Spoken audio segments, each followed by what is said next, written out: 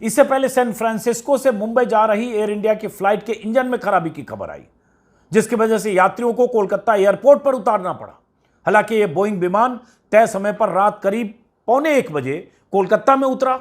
वहां से करीब 2 बजे इसे मुंबई के लिए टेक ऑफ करना था, लेकिन विमान के बाएं इंजन में तकनीकी खराबी की वजह से टेक ऑफ में देरी होती रही। जब इंजन ठीक नहीं हुआ, इंजीनियर लगे रहे, जुटे रहे, तो करीब 5:30 बजे केबिन क्रू समेत सभी यात्रियों को विमान से उतार दिया गया। और ये तस्वीरें जो आप देख रहे हैं एयर इंडिया के उसी बोइंग विमान के भीतर की है।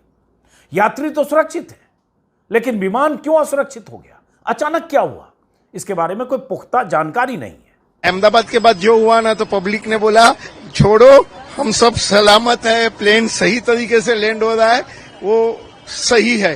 That is why nobody fought actually, किसी ने फाइटिंग नहीं किया। में एक जनरल माहौल होता है ना, हम खुद भी तो न्यूज देखा था, इधर का था, तो लोगों ने एक्सेप्ट किया था कि चलो सलामत है, तब तक टेंशन नहीं है। और दूसरा, बॉम्बे में इंडिया में आ गया ना, फिर बाकी तो जाएगा। विमानों में खराबी की खबरें अचानक इतनी ज्यादा कैसे आने लगी? हर रोज पहले भी इतने ही विमान उड़ रहे थे, लेकिन 3 दिन के भीतर ही इतनी घटनाएं कैसे हो गई? कल ही हांगकांग से दिल्ली आ रही एयर इंडिया की फ्लाइट AI315 को तकनीकी खराबी की वजह से वापस लौटना पड़ा।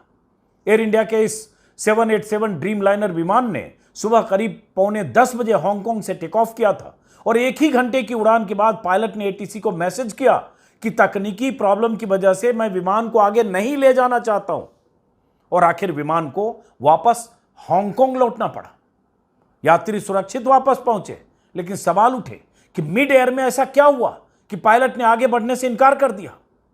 रविवार को दिल्ली से रांची के लिए चली एयर इंडिया की फ्लाइट को तकनीकी कारणों से टेक ऑफ के बाद ही लौटना पड़ा।